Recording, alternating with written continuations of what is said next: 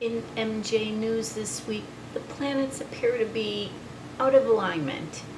Debbie Rowe is to testify next week that she's the only person to say no to MJ. More importantly, she's already revealed what she plans to tell the jury. That when she worked for Dr. Klein, there was a standing order to inject him with Demerol. It may be the case, but the doctor that was testifying today or yesterday said that MJ didn't like Demerol. She's also going to testify that she saw MJ on TMZ leaving Dr. Klein's office and he looked out of it, which prompted her to call Dr. Klein a couple days after MJ died, telling him that it was his fault that MJ's dead. I wonder how much TMZ paid for this story. And speaking of strange stories, Jermaine Jackson released a video praising P-Square's tribute video to MJ, which just happens to end with "He lives on."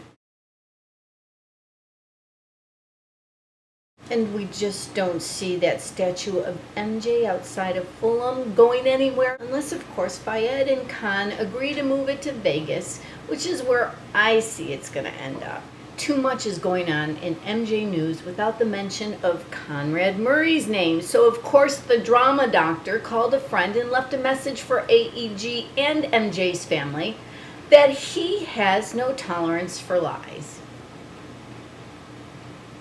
Did any of you see the documentary that was about Conrad Murray and his attorneys? But we won't have to guess who's coming to dinner, because just like Sidney Poitier's character, he's a doctor with a surprise. And can we talk about Dr. Farshchian, please?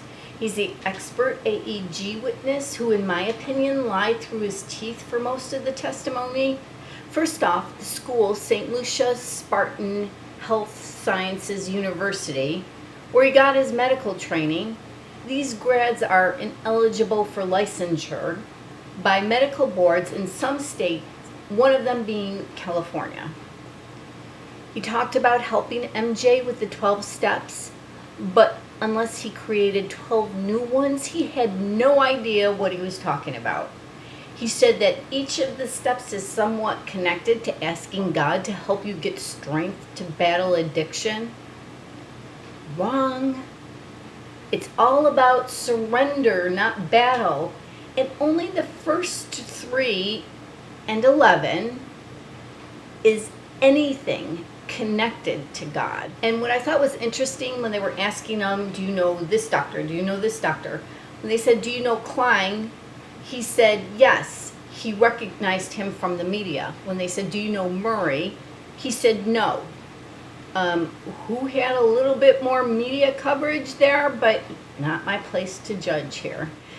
And we're going to wrap the MJ portion of this video with William Wagner getting banned from court for taking a picture by accident. I know this man knows better. So how and why did that happen? Now to shift gears. Someone lit a fire again with me about B. Howard's being MJ's son. You know, my new philosophy is let him be, and should the truth ever come out, it's because he wants it to come out. But if he is MJ's son, he'd be living proof that MJ did women. So wouldn't that be something that everybody would want out there to squelch those naysayers who want to believe the worst about MJ? Anyhow, just curious, what do you think? Do you think B. Howard is MJ's son?